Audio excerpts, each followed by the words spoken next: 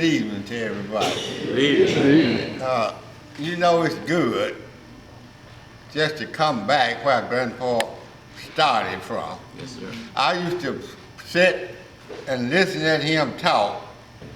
He couldn't say Abbottsville, he said Iberville. Okay. Is where he come from, and he talked a whole lot about him flying and about him riding with the boss man over the pass. The boss man had a real saddling horse, and he would put him up behind him to open the gates for him. So he would get out and open the gates, you know, and then get back up behind the man. My man's name was Reed. I don't remember the first name.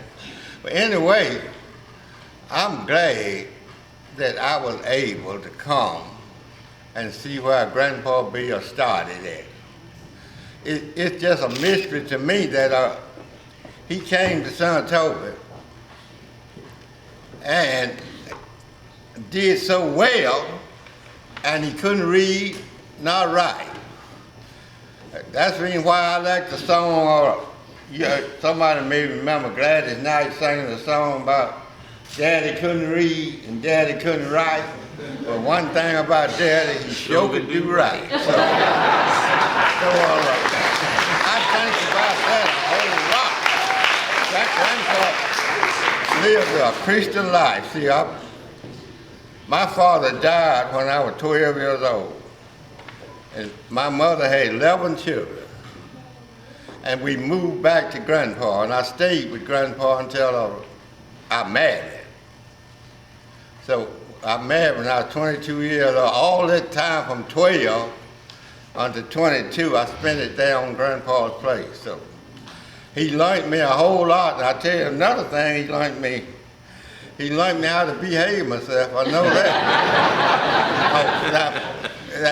Anytime he spanked you, you can bet one thing, you had been spanked. But now he was a Christian man. At Bureau Church, he'd sit and talk about how they cut logs and built that log church there. He was just, I'm just going to tell you the truth, Grandpa Bill, you ought to look at his offsprings and everything, and how many preachers and different things that done come out of that family. Grandpa was a man. He wasn't no put on, he was just Bill Reed, he would just be a Reed. I was just thinking about Grandpa he had a sorghum mill. You know, a sorghum mill where you cook molasses. And he had a fella cooking the molasses, and they would give the person 3 gallons and get them, call it told. They give the miller that 4 gallons. And so when they wound up and got all the molasses out, they on that 3rd gallon, they'll get that man, I forgot the man, Wilson or something.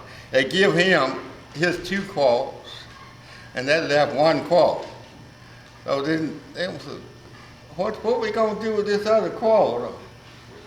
Well, Bill, what we gonna do with this other quart? Grandpa was sitting there in a chair. I never will forget that. He got up, said, ain't it mine? But pray Gunny, put this in my barrel if it's mine. Said, I don't want nothing to nobody else's but mine. So he was an honest man. After all, that was his, wasn't but a quart, but it was his. That's what he said, put it in my barrel. So I look out over this thing and I see so many faces and think about so much family. One night I was sitting there trying my best to count the preachers that done come out of that Reed family. I got lost because some of them I missed because I got 2 and I missed them 2.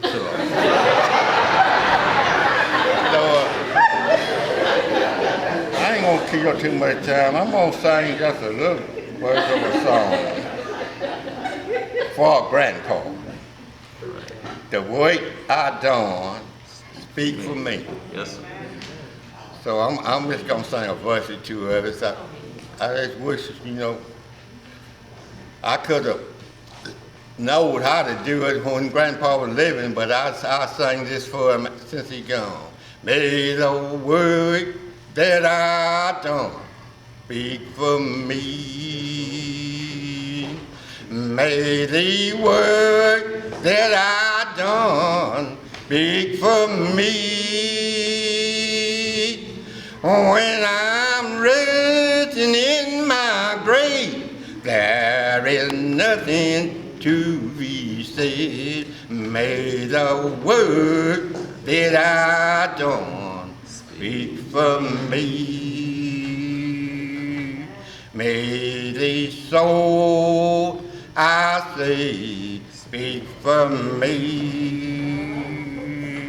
May the soul that I say speak for me.